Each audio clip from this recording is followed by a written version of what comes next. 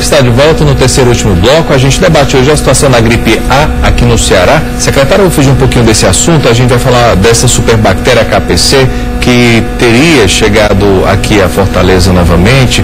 Tem suspeita de casos, mas já foram descartados alguns. Qual é a situação de fato hoje aqui no Ceará? Não é que ela tenha chegado no Ceará. Essa bactéria já existe, ela é permanente, aqui há muito tempo.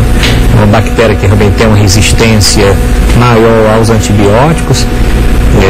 Normalmente acomete pacientes que estão internados em longa permanência. Isso geralmente em UTI ou não? Principalmente em UTI, né? Mas em paciente que toma antibiótico durante muitos anos, paciente portador de diversas doenças, muito comum. Esses casos surgiram no Instituto do Câncer, que foram notificados, inclusive alguns descartados. Paciente que com problema de câncer cronicamente internado, fazendo tratamento que diminui a resistência também. Isso, a imunidade fica bem baixa, então, né? Porque deve ser as comissões que tratam da infecção hospitalar, devem dar esse diagnóstico, ver se é uma bactéria, aliás, como qualquer infecção, qual o antibiótico ideal para tratar aquela doença, quanto tempo vai ser feito aquele antibiótico e dar todo o suporte para que o paciente possa superar essa fase de maior dificuldade. Então não existe necessidade também de uma preocupação com relação a isso. O importante é que as comissões que avaliam os índices e as infecções nos hospitais estejam atentas para ter o diagnóstico e instituir o tratamento necessário, fazer o acompanhamento durante os dias que se necessite para tratar aquele paciente que está com uma bactéria mais resistente. Havia suspeita de 5 casos. Quantos foram confirmados aqui? Nós tivemos 2 casos confirmados. Esses pacientes do Instituto 3 descartados. Agora existem exames sendo ainda realizados, né? Em pacientes de outros hospitais, casos suspeitos, né? E que a Secretaria está atenta exatamente para fechar também esse boletim do número de casos deste ano aqui no Ceará. Mas é comum em todos os hospitais do Brasil, em todos os hospitais do mundo, infecção por essa bactéria. Também não precisa de alarde, como foi dado precisa, os hospitais. Aí, nós falamos em higiene, isso serve também para alertar os profissionais de saúde que, ao examinar um paciente, quando passar para examinar o outro antes, deve lavar bem as mãos, usar os equipamentos de proteção individual, os EPIs, usar máscara, usar gorro, usar avental, luvas, né? Isso é fundamental.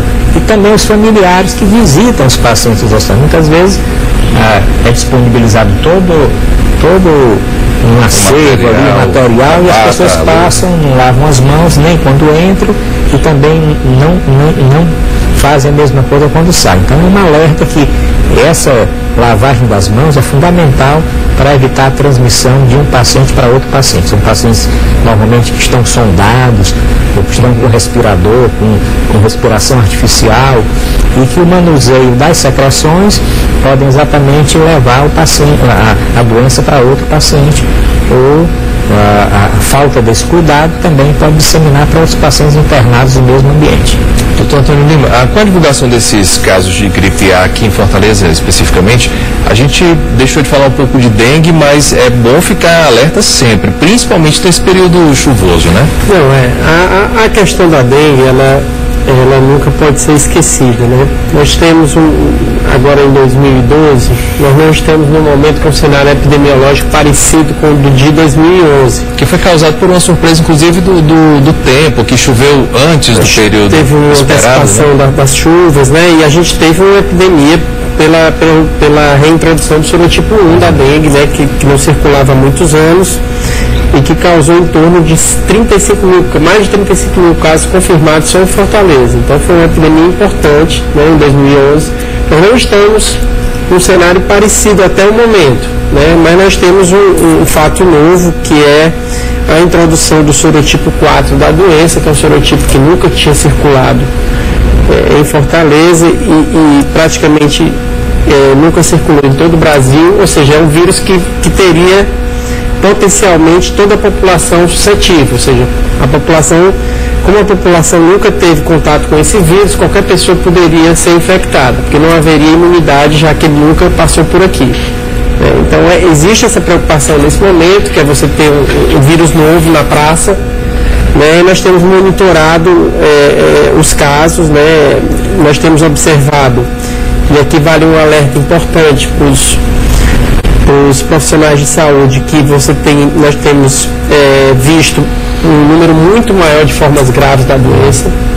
A dengue não cursava com tantos casos mais graves como tem cursado, casos que complicam muito rapidamente, casos que merecem um cuidado extremo do profissional de saúde no momento da avaliação inicial, no momento do segmento, no momento da reidratação, se é oral ou mesmo venosa, para que isso seja uma coisa muito milimetricamente observada. Eu sei que é difícil, evidentemente você tem unidades tanto básicas como hospitalares superlotadas, mas um caso de dengue é um caso, né, que merece todo cuidado, né? Tem até se criou esse termo de ensinoterapia, né?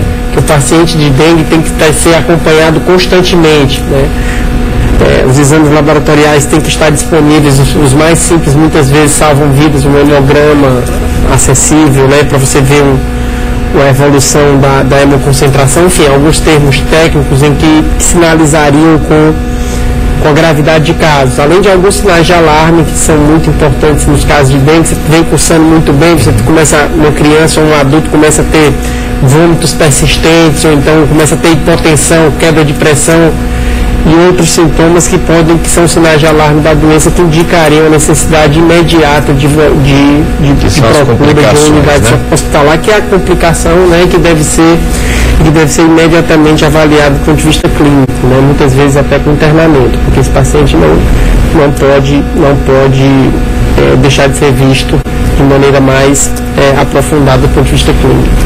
E lembrar que a dengue é responsabilidade de cada um também. Esse alerta a gente sempre faz aqui no telejornal, enfim, que lixo, garrafa, com pneu, qualquer reservatório de água é sempre bom evitar, porque acumula água e aí vem o mosquito, que esse aí não tem perdão. Tem uma questão assim muito interessante que a gente vem discutindo, todos os pesquisadores que trabalham na área, né, discutem a adaptação do mosquito. O mosquito está muito bem adaptado, né? No cenário urbano, né, a predileção dele não é mais exclusiva pela água limpa. Né? Ele pode ter uma água mais ou menos, que ele pode fazer essa oposição, e ele está em todos os bairros. Por exemplo, em Fortaleza está na maioria dos períodos que era segmentado a dengue aqui na capital, agora não. Não, um padrão quase homogêneo, digamos assim, né? Tem áreas um pouco menos, que observa menos casos, né? Mas você tem uma distribuição muito grande. E a população tem que estar muito atenta, porque muitas vezes você tem um pequeno foco que pode ser responsável por casos, mesmo intradomiciliares, daquela própria família, né? Tem foco, inclusive 1, 2, 3 focos. Então você pode comprometer toda a saúde de uma população por falta de um cuidado mais sistemático. Sei que não é fácil também, volto a repetir. Nós, enquanto autoridades sanitárias, eu acho que os 3 que estão aqui, nós sabemos que isso não é uma coisa simples. Você está constantemente olhando a sua casa, às vezes uma tampa de garrafa PET pode acumular água. Os contextos socioeconômicos nem sempre são favoráveis, né? Mas assim, o apelo que a gente faz à população é de estar constantemente vendo, porque às vezes você, por exemplo, faz uma mensuração de índice de infestação pré-chuva, e pré-chuva não vale. Porque se você não tem chuva, não tem acúmulo de água, você vai ter um índice baixo. A não ser em bairros que você tem intermitência de água, tem acúmulo constante, o índice vai ser baixo. Então, no momento da chuva é que você tem que estar realmente atento a essa questão. Né? Porque quando você tem você tem a oviposição, proliferação, larva, mosquito, e aí você tem a doença. Ok, doutor Manuel Fonseca, vamos voltar a falar de influenza, gripe A. A campanha começa em maio. Como é que vai ser o cronograma esse ano, agora, da imunização? O Ministério já estabeleceu que o dia 10 chamado, né, que começa nacionalmente o dia 5 de maio. Aí a campanha dura geralmente 15 dias. Então, nesse período, nós vamos fazer aquele apelo, né, para toda a população, particularmente para os grupos estabelecidos como grupo de risco, que é esse que nós falamos agora, as gestantes, menores de 2 anos, idosos, porque a vacina, ela agora associa as duas, protege contra a gripe H1N1 e protege contra a gripe sazonal.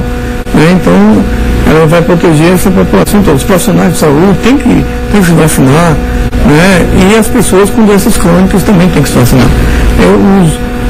Os jovens, eles saíram do grupo de risco. Logo no começo da epidemia, eles eram... Eu lembro que até 29 anos era... Mas saíram do grupo de risco, não teve mais casos graves em jovens. Então, os grupos de risco foram esses que a gente mencionou agora, que são grávidos, menor de 2 anos, pessoas com mais de 60 anos, profissionais de saúde, indígenas e pacientes com doenças crônicas por orientação médica. A gente já pode falar em metas, porque, assim como o secretário falou, foi estendida algumas vezes a campanha no ano passado. Existem metas estabelecidas pelo governo do Estado, pela Secretaria da Saúde para a imunização? Normalmente, em torno de 900 mil pessoas que têm que ser vacinadas. Né? Desses 900 mil, um terço é de Fortaleza. Em torno de 300 mil pessoas têm que ser vacinadas. Então, é em torno disso. É claro que vai depender do cálculo do IBGE, que é atualizado, por cada segmento desse. Quantas pessoas têm menos de 2 anos? Normalmente aqui no Ceará nós temos em torno de 150 mil grávidas durante o ano. Então no começo do ano isso é menos, né? Claro, metade das pessoas não estão grávidas ainda, vão engravidar, né? Mas é em torno de 70 mil grávidas, né? De 130, 140, 70 mil grávidas. Né? Tem criança menor de 2 anos, profissionais de saúde, parece que em torno de 80 mil profissionais de saúde no estado todo. Então essas metas vão ser atualizadas de acordo com o ano passado e com o IBGE, que ele vai dizer que desse segmento quanto é que tem aqui no estado do Ceará. E Fortaleza, normalmente, é um terço de todas as vacinações, são sempre aqui em Fortaleza. Secretário, passado o dia D, que é o dia 5 de maio, a população, esses grupos prioritários vão ter acesso à vacina aonde exatamente? Além de Fortaleza? Todas as unidades de saúde, né? Na vez passada nós disponibilizamos para todas as unidades básicas de saúde em todas as cidades do estado do Ceará. Não só aqui na capital, todos os bairros, mas também todas as cidades do interior. Então é um trabalho grandioso da Secretaria Estadual de Saúde receber essas doses e distribuir para todas as regionais de saúde, distribuir para todos os municípios. Quem não tiver condição de se vacinar no dia D, não vai ser por isso que vai deixar de se vacinar. Pode se vacinar, o doutor Fonseca disse, durante pelo menos 15 dias. E o ano passado nós prorrogamos um pouquinho mais, exatamente aguardando. Esse ano, como eu já falei do início, eu acredito que dos 15 dias essa meta deve ser atingida. Então, de mais de 95% de vacinação desses grupos. Porque isso demonstra que tem realmente um grande benefício. Né? Tivemos esses casos dessas gestantes, foram gestantes que engravidaram depois da campanha de vacinação do ano passado. Né? Então, essa campanha deve ter um êxito ainda maior do que nos anos anteriores. Doutor Antônio Lima, aqui em Fortaleza, a gente sabe dessa parceria do governo do estado com a prefeitura, mas do dia D, nesse dia 5 de maio, a previsão de instalação de postos móveis itinerantes aqui na cidade? A gente, normalmente nós fazemos nos postos mesmo, porque são 92 postos, né, de saúde, unidades básicas, fora eventualmente outras unidades também do estado que estejam disponibilizando a vacina. Então, não há necessidade nesse momento. O que eu queria só comentar em relação a essa questão, não sei se os colegas também observam dessa forma, é porque a vacinação da gripe A, ela é muito vinculada à visibilidade que esta doença tem naquele ano. Então, por exemplo, esse ano, porque houve esse óbito, houve essa divulgação muito intensa da imprensa e tal, se espera que a gente atinja coberturas maiores. Né? E você teve, em Fortaleza, por exemplo, você teve um caso confirmado em 2011 da doença, apenas. Né? Então isso fala muito a favor dessa questão da sazonalidade da circulação viral. Por isso que a cada ano muda a vacina. Por isso que porque a imunidade é transitória também. Muitas pessoas perguntam, por que eu vou tomar de novo? Não, os idosos estão sempre perguntando. Mas ela vale um ano, não é? A vacina, a validade dela é um ano. É um ano, né? Mas assim, H1N1, por exemplo, não é um vírus já isolado, por que você precisaria tomar daquele vírus? É porque a imunidade de fato é transitória, não se consegue uma imunidade muito longa, né? E uma coisa que a gente vai bater muito para conseguir altas coberturas esse ano é um pouco essa questão que o Dr. Fonseca mencionou, relacionada à faixa etária. quando a gente tinha que vacinar jovem, a gente tinha uma dificuldade grande. Porque o jovem rígido, na idade 14 a 29, a 39 anos, é complicado, sobretudo o sexo masculino. É complicado você conseguir altas coberturas.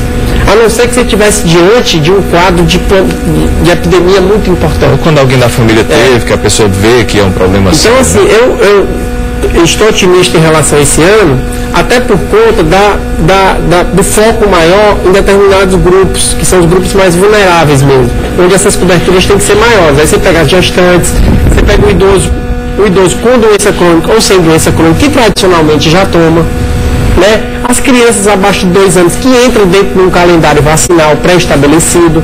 Então são segmentos populacionais em que você já tem um trabalho consolidado em relação à vacinação em si, né? Então, assim, eu acho que a gente vai conseguir boas coberturas, um pouco por conta da visibilidade, infelizmente. Esse ponto a imprensa ajudou, então, nesse anúncio que foi feito? Por conta da restrição dos grupos de risco, que eu acho que vai ser benéfica sob esse ponto de vista. Ok, eu quero agradecer a presença aqui dos três, representando o Governo do Estado, Secretaria da Saúde, Prefeitura de Fortaleza, Secretaria Municipal de Saúde. Desejar sorte aí na campanha. De 5 de maio, dia D, grupos prioritários, procura então, o vacina vai estar disponível, né? Tá, sim. Obrigado pela presença, o Cena Pública de hoje vai ficando por aqui. Agradeço a sua companhia, lembrando que a gente tem uma reprise no domingo, às 5 da tarde, aqui na sua TV Ceará. E se vê no próximo programa. Até lá.